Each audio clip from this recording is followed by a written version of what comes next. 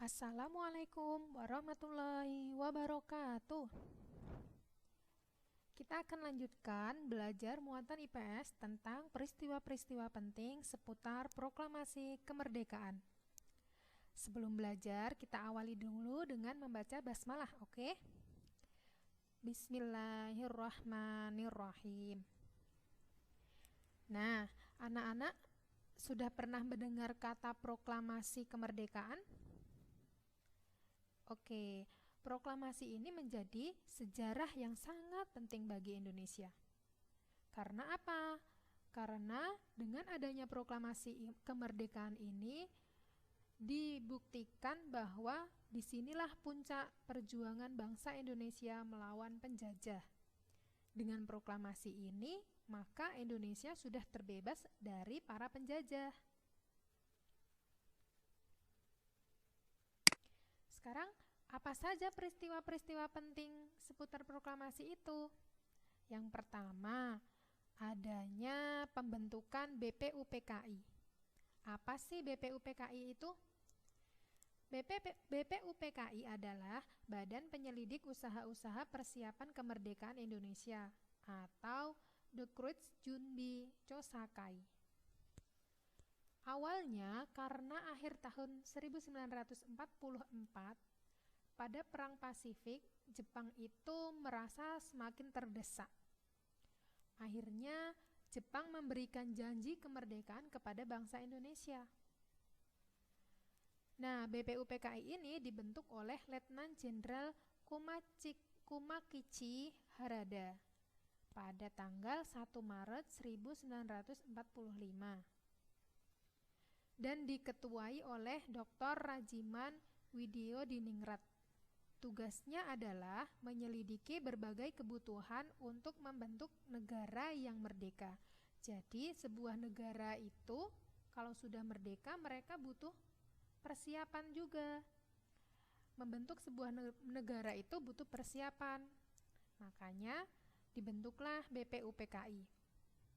Sidangnya atau rapatnya itu dilakukan pada tanggal 28 Mei 1945 sampai 1 Juni 1945. Nah, hasil dari sidang ini adalah rumusan dasar negara Indonesia, yaitu Pancasila. Nah, BPUPKI ini dibubarkan pada tanggal 7 Agustus 1945. Setelah BPUPKI ini dibubarkan, maka dibentuklah PPKI. Nah, PPKI ini adalah lanjutan dari BPUPKI yang sudah bubar tadi. PPKI yaitu singkatan dari Panitia Persiapan Kemerdekaan Indonesia atau Deukroetsjunbi Linkai. Setelah bubar BPUPKI pada 7 Agustus 1945, Indonesia mereka mempersiapkan kemerdekaan dengan membentuk PPKI yang diketuai oleh Insinyur Soekarno. Nah, di PPKI ini berhasil mengesahkan Pancasila sebagai dasar negara Indonesia. Jadi, dasar negara Indonesia itu disahkan oleh PPKI. Tadi yang membentuk adalah BPUPKI. Kemudian tugas-tugas utama PPKI itu sebetulnya yang pertama adalah meresmikan pembukaan dan batang tubuh Undang-Undang Dasar 1945. Yang kedua, melanjutkan hasil kerja BPUPKI. Yang ketiga, mempersiapkan segala sesuatu yang berhubungan dengan pembentukan negara baru. Nah, karena banyaknya tugas ini, maka PPKI itu menggelar beberapa sidang sebagai berikut. Nah, ada 3 sidang. Sidang yang pertama, tanggal 18 Agustus 1945. Sidang yang kedua, tanggal 19 Agustus 1945. Dan sidang yang ketiga tanggal 22 Agustus 1945. Nah, dari sidang yang pertama itu menghasilkan menetapkan dan mengesahkan Undang-Undang Dasar 1945. Yang kedua, memilih dan mengangkat I.R. Soekarno sebagai presiden dan Muhammad Hatta sebagai wakil presiden. Sidang yang kedua, nah ini sudah punya presiden, kemudian mereka membentuk 12 kementerian dan 4 menteri negara. Kemudian Indonesia itu kan terdiri dari pulau-pulau. Nah, di sini di PPKI ini membagi wilayah Indonesia menjadi 8 provinsi. Nah, dipimpin oleh gubernur. Satu provinsi dipimpin oleh satu gubernur. Yaitu apa saja? Sumatera, Jawa Barat, Jawa Tengah, Jawa Timur, Sunda Kecil, Maluku, Sulawesi, dan Borneo. Nah, awalnya setelah Indonesia itu merdeka, mereka cuma punya 8 provinsi. Yang ketiga, sidang yang ketiga pada tanggal 22 Agustus 1945 ini menghasilkan, nah ini sudah membentuk Badan Keamanan Rakyat, Partai Nasional Indonesia, dan juga pembentukan Komite Nasional. Setelah PPKI ini, ada juga peristiwa Rengas Dengklok. Rengas Dengklok ini nama sebuah tempat ya, yaitu peristiwa penculikan golongan tua. Golongan tua ini adalah Insinyur Soekarno dan Muhammad Hatta oleh golongan muda ke Rengas Dengklok. Golongan muda itu para pemuda Indonesia pada zaman itu. Peristiwa Rengas Dengklok ini awalnya diawali oleh peristiwa pengeboman kota Hiroshima pada tanggal 6 Agustus 1945 dan kota Nagasaki pada tanggal 9 Agustus 1945. Cuma selisih berapa hari itu? 3 hari ya. Nah, di Jepang itu ada peristiwa pengeboman yang sangat besar dan luar biasa, sehingga Jepang mengalami kekalahan dan pemerintahan Jepang di Indonesia itu mengalami kekosongan. Nah, jadi Jepang di Indonesia itu, orang-orang Jepang pada bingung gitu.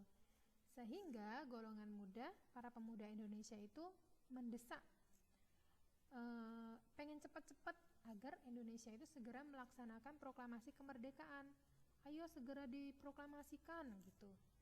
Namun golongan tua itu menolak dengan alasan proklamasi itu harus dipersiapkan dengan matang.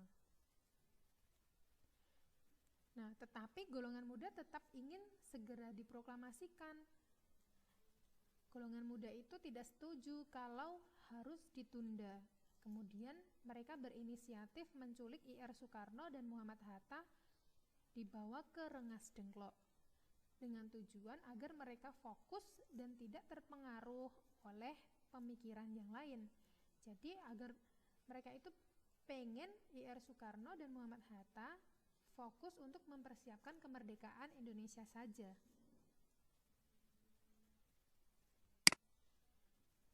Nah, setelah kejadian peristiwa Rengas Dengklok, adanya peristiwa proklamasi.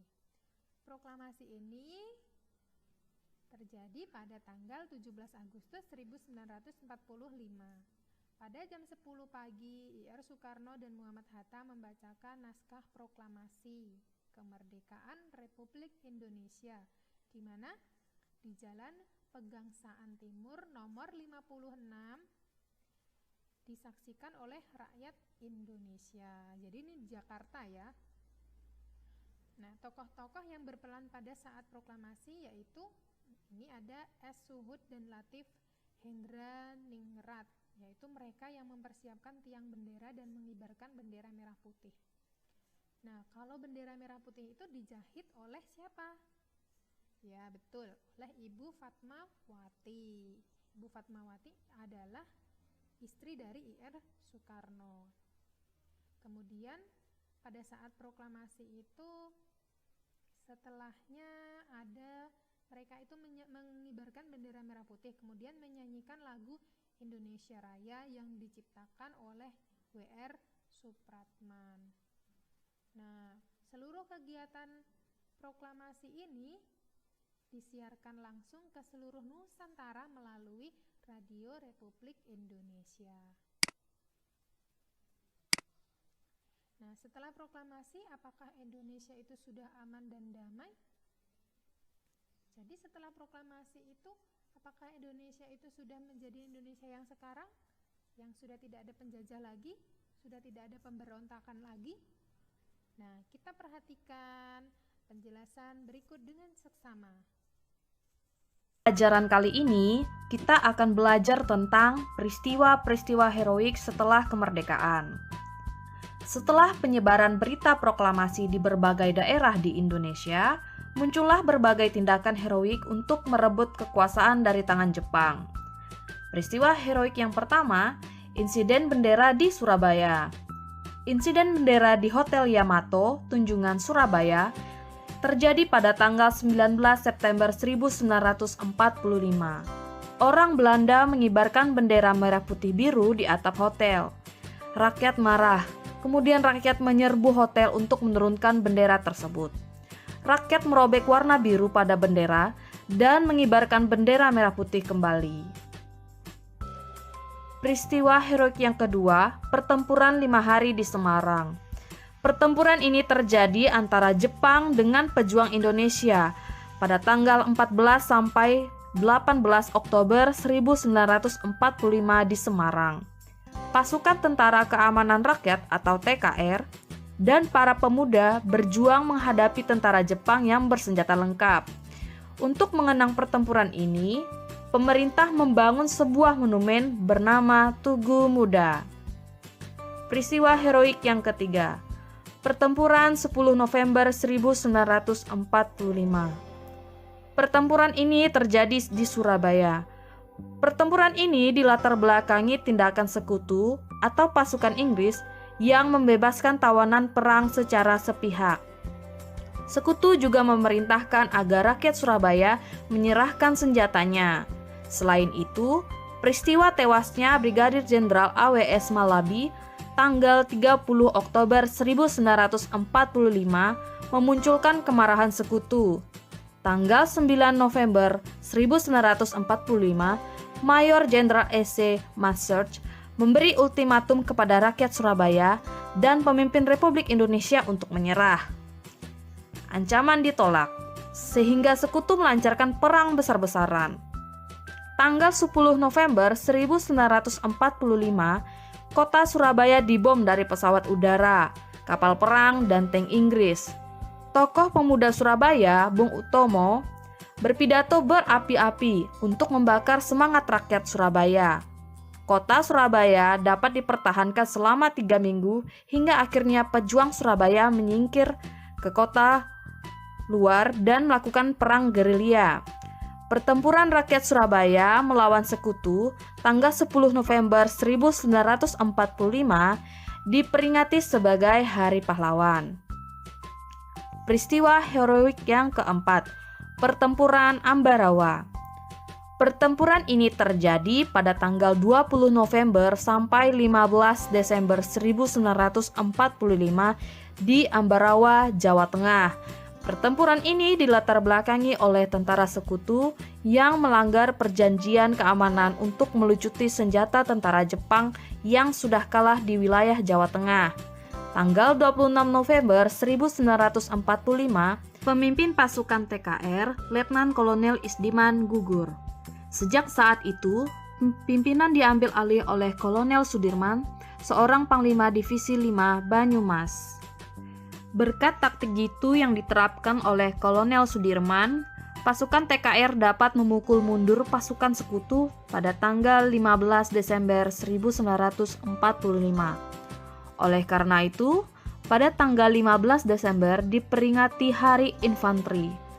Di Ambarawa juga didirikan sebuah monumen yang bernama Palagan Ambarawa.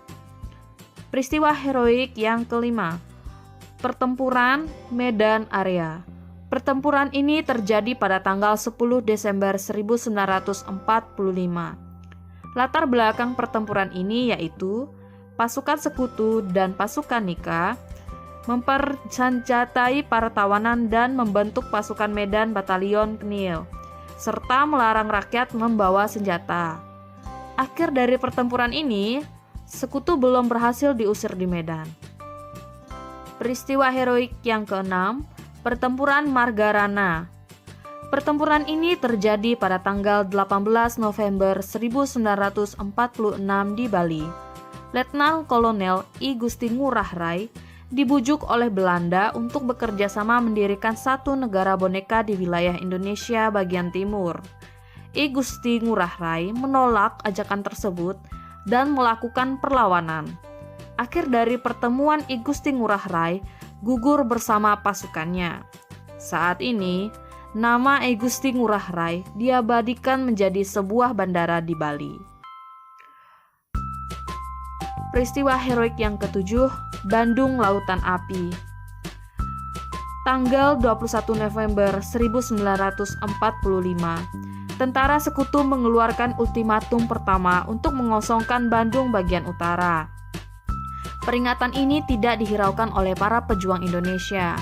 Sejak saat itu, terjadi pertempuran di Bandung Utara yang menyebabkan kekalahan rakyat di Indonesia. Bandung Utara pun jatuh ke tangan sekutu dan pasukan Indonesia beserta pemerintah mundur ke Bandung Selatan. Tanggal 23 Maret 1946, tentara sekutu mengeluarkan ultimatum yang kedua untuk mengosongkan Bandung Selatan.